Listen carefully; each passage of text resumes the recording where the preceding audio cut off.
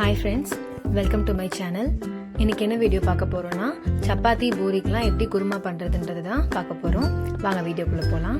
அதுக்கு ஃபர்ஸ்ட்டு நான் சப்பாத்தி மாவு வந்து பிசைஞ்சு வச்சுக்கிட்டேன். யூஸ்வலாக பண்ணியத மாதிரி தான் எண்ணெய் உப்பு தண்ணி ஊற்றி நல்லா சாஃப்டாக பிசைஞ்சு வச்சுக்கோங்க. குருமா வைக்கிறதுக்கு தேவையான வெஜிடபிள்ஸ்லாம் கட் பண்ணி வச்சுருக்கேன். வெங்காயம், தக்காளி, கேரட், பீன்ஸ், உருளைக்கிழங்கு இதெல்லாம் நான் யூஸ் பண்ணியிருக்கேன். நீங்கள் எந்த வெஜிடபிள் வேணும்னாலும் யூஸ் பண்ணிக்கலாம். காலிஃப்ளவர், பட்டாணி எதுனாலுமே சேர்த்துக்கலாம். ஃபர்ஸ்ட் ஒரு பேன் எடுத்து கொஞ்சமாக எண்ணெய் ஊற்றி பட்டை, கிராம்பு, சோம்பு இதெல்லாமே சேர்த்துக்கோங்க. இந்த பட்டை கிராம்பு சேர்க்கும் போது கொஞ்சம் கேர்ஃபுல்லாக போடுங்க. பிகாஸ் நான் யூஸ் போடும்போது எனக்கு கண்ணில் தெரிச்சிருச்சு, அதனால சொல்கிறேன். அதுக்கப்புறமா 2 பெரிய வெங்காயத்தை சேர்த்து நல்லா வதக்கிக்கோங்க. நல்லா வதங்கணும், கண்ணாடி பதம் வரணும், அது வரைக்கும் நல்லா வதக்கிக்கோங்க. அதுக்கப்புறமா வந்து கொஞ்சமாக தக்காளி சேர்த்துக்கிறேன். நான் எடுத்த தக்காளி வந்து ஒரு பெரிய தக்காளியும் ஒரு சின்ன தக்காளியும் எடுத்திருக்கேன். தக்காளி நல்லா சாஃப்டாக வேகணும், அது வரைக்கும் நல்லா வதக்கிக்கிட்டே இருங்க. இந்த வெங்காயமும் தக்காளியும் வதங்கிட்டு இருக்க கேப்பில் நம்ம அரைக்க வேண்டியதை அரைச்சிட்டு வந்துடலாம். அதுக்கு அந்த மிக்ஸி ஜாரில் கொஞ்சமாக தேங்காய், சீரகம், சோம்பு, இஞ்சி பூண்டு பேஸ்ட்டு, முந்திரி பருப்பு இதெல்லாம் சேர்த்து தான் அரைக்கணும். இஞ்சி பூண்டு பேஸ்ட் வந்து நீங்கள் மிக்ஸி ஜாரில் சேர்த்திங்கன்னா பேனில் சேர்க்க தேவையில்லை. நான் வந்து மிக்ஸி ஜாரில் சேர்க்கலை, அதனால் வந்து பேனில் வந்து சேர்த்துருக்கேன். இந்த ஸ்டேஜில் வந்து கட் பண்ணி வச்சுக்க காய்கறி எல்லாத்தையுமே சேர்த்துக்கோங்க. நல்லா கலந்து விட்டுக்கோங்க. கொஞ்சமாக தண்ணி ஊற்றி வேக விடுங்க, அப்போ தான் காய்கறிலாம் நல்லா வேகும். நல்லா கலந்து விட்டுருங்க. அதுக்கப்புறமா அரைச்சி வச்ச தேங்காய் மசாலாவை இதோட சேர்த்து நல்லா கொதிக்க விட்டுருங்க. ஒரு 5 மினிட்ஸ் நல்லா கொதிச்சுட்டு இருக்கட்டும்.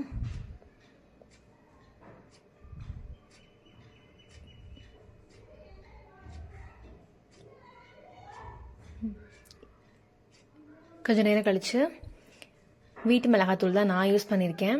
பிகாஸ் எங்கள் வீட்டில் வந்து சாம்பார், பிரியாணி, குருமா எல்லாத்துக்குமே நாங்கள் ஹோம்மேட் மிளகாத்தூள் தான் யூஸ் பண்ணுவோம். நான் இந்த குருமாவுக்கு 2.5 ஸ்பூன் மிளகாத்தூள் எடுத்திருக்கேன். 1 ஸ்பூன் உப்பு சேர்த்துருக்கேன். இந்த உப்பு வந்து கரெக்டாக இருக்கும்.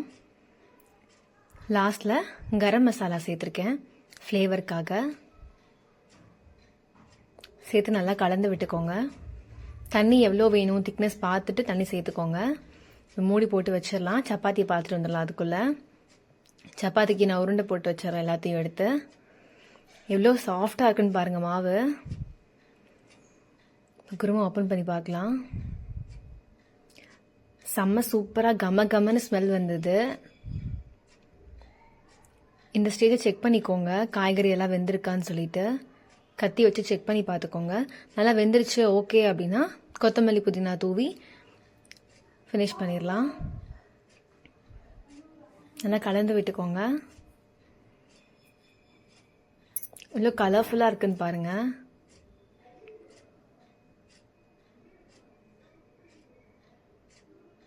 சப்பாத்தி பூரிக்கு நல்ல காம்பினேஷன்.